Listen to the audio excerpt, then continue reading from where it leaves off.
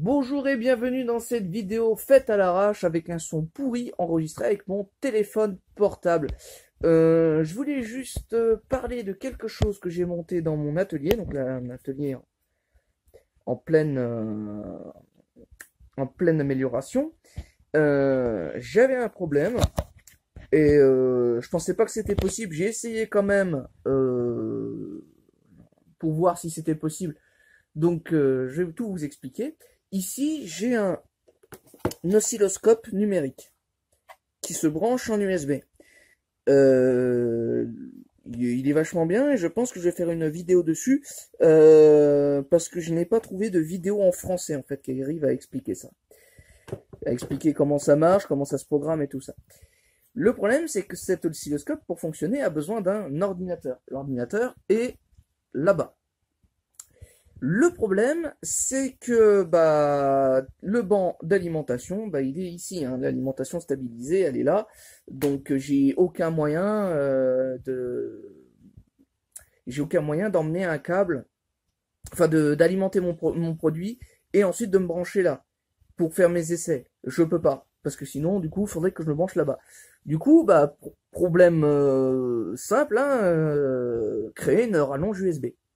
Donc j'ai cherché sur internet et ça n'existait pas de rallonge USB de 8 mètres. Alors là, je suis à 8 mètres, 8 mètres, 9 mètres de distance.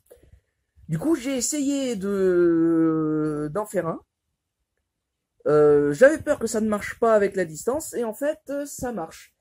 J'ai utilisé comme câble du câble RJ45 en catégorie 5. Et du coup, si on fait un essai là, je branche ma clé USB, on entend l'ordinateur s'allumer et d'ouvrir la fenêtre. Ça communique assez vite. La vitesse de téléchargement, que je sois là ou là-bas, c'est exactement la même. Je vais mettre ce petit modèle 3D en description. Vous voyez que j'ai imprimé une petite boîte avec deux petites oreilles pour passer les clous et deux trous pour les prises USB. Donc comme ça, je vais pouvoir brancher mon oscilloscope ici et avoir l'affichage là-bas sans aucun problème. Le câblage est assez simple. Là ici, j'ai un petit schéma, mais je mettrai sûrement quelque chose d'un petit peu mieux.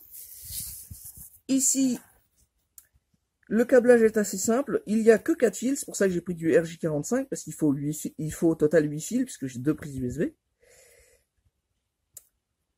Et du coup, il suffit tout simplement de se réserver un code couleur. Moi, par exemple, comme code couleur pour la première prise USB, j'ai pris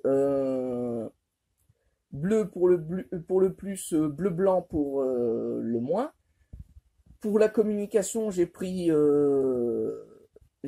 donc pour la communication, comme on voit ici, Data Plus, j'ai pris vert, et ensuite pour le moins de la communication, j'ai pris vert blanc. Après, pour l'autre, j'ai pris tout simplement les autres couleurs. Le blindage, je les ai tous reliés entre eux, donc c'est-à-dire que là, ici, ils sont reliés entre eux, ici, et derrière l'ordinateur, c'est pareil. C'est pareil, ici on voit deux prises USB, donc ils sont branchés directement depuis le câble, qui vient faire une boucle comme ça pour se garder un petit peu de mou, et qui vient se brancher ici. Là c'est pareil, le blindage des connecteurs USB, en fait on le voit pas, mais ici il y a un fil, il vient ici, il fait redemi-tour, et il vient se rebrancher dans le blindage.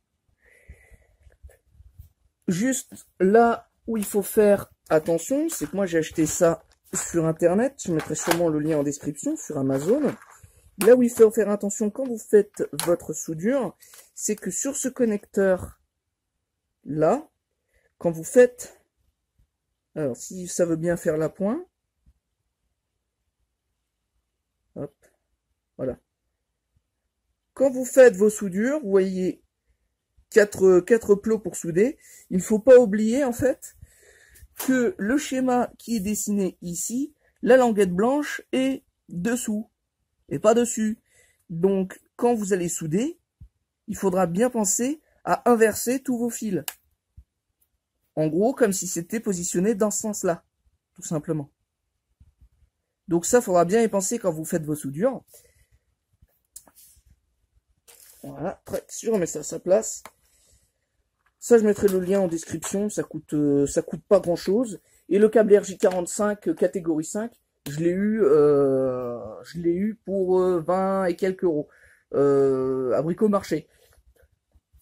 Donc franchement, c'est pas très compliqué de se faire une petite rallonge USB pour se brancher à l'ordinateur et surtout de démontrer que c'était possible, que la vitesse était bien conservée. Si vous avez la possibilité de prendre du catégorie 6, c'est encore mieux. Moi, j'en avais pas sous la main, donc j'ai pris du catégorie 5.